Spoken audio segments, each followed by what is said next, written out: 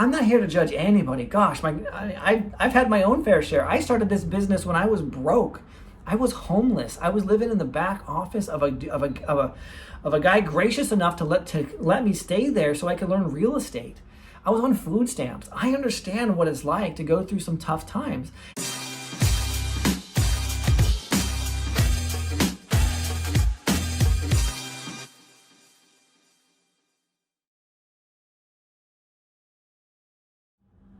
Hey, what's up, bootstrappers? It's Ryan Nickel coming at you with another Flashcard Friday. That's right. We've got your flashcards coming at you.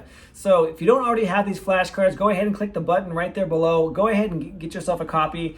They're 20 bucks. I mean, come on, for 20 bucks, you get your mentor in your pocket.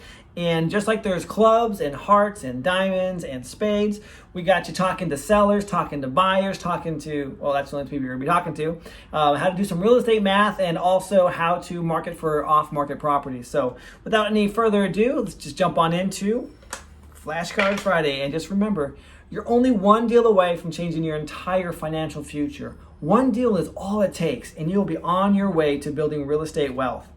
All right, so today's flashcard is dun dun dun, the Ace of Hearts. So the Ace of Hearts says, bad things happen to good people.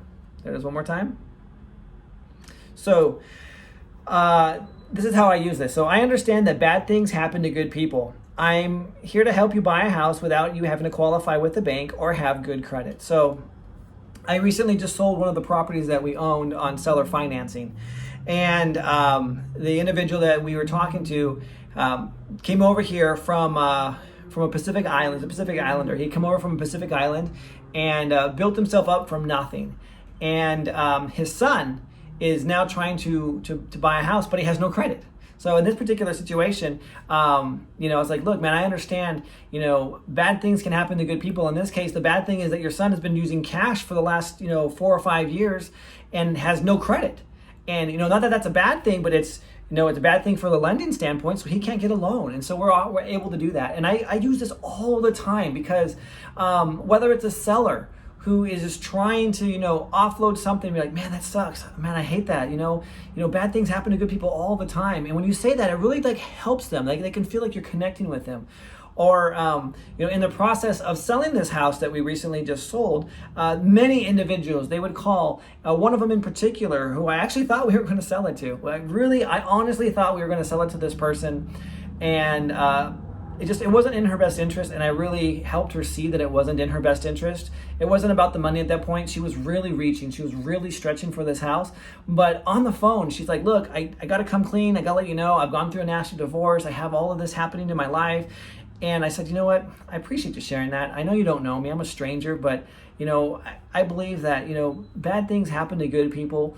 And I'm here to help you and let you know that I'm not looking at your divorce. I'm not looking at your credit. I'm not looking at those things, because she had her own business and she was doing very well in her new business. I said, honestly, all it really takes in order to get into one of our houses that we're going to sell or finance is you have to have the down payment and you have to have the ability to make the monthly payment. If you can pay, you can stay. If you can't, then I'm sorry. That's just how it works. And so this is really a great phrase to become familiar with. To use this when you're talking to sellers, use this when you're talking to buyers. It really connects you to them. It lets them know, like, hey, you know what? I get you. You're a good person. And at the end of the day, that's what we want. We want to be justified. We want to feel like, someone understands what's happening. We don't want people to point a finger. I mean, sometimes the individuals are just like, they're ashamed of what happened. I had one person say that, in my 20s, when I was going through college, I got a bunch of credit card debt and I ran it all up, and then I went to collections, and they're embarrassed. They're embarrassed about those things. I'm not here to judge anybody. Gosh, I've had my own fair share. I started this business when I was broke. I was homeless. I was living in the back office of a guy gracious enough to let me stay there so I could learn real estate. I was on food stamps. I understand what it's like to go through some tough times, and I don't want to judge anybody. So when they share that open information with you, when they're bearing their soul financially to you, this is such a great phrase for you to use. I get it. I totally understand. I understand. Bad things happen to good people sometimes. And it takes this weight off of them. They don't feel ashamed anymore. And then you can just start talking to them like a human being. Not that you weren't before, but for them, their guard was up. They had something that they were hiding and they wanted to get it off their chest and they didn't know how you're going to respond to it. And so by you either preempting the conversation by using the Ace of Hearts, the bad things happen to good people, opens them up, or rather after they've already bore their soul to you, you say this, it helps to suture that wound. It helps to like bring closure to them so they're not feeling ashamed and guilty when they're talking to you. This is such a powerful, powerful card.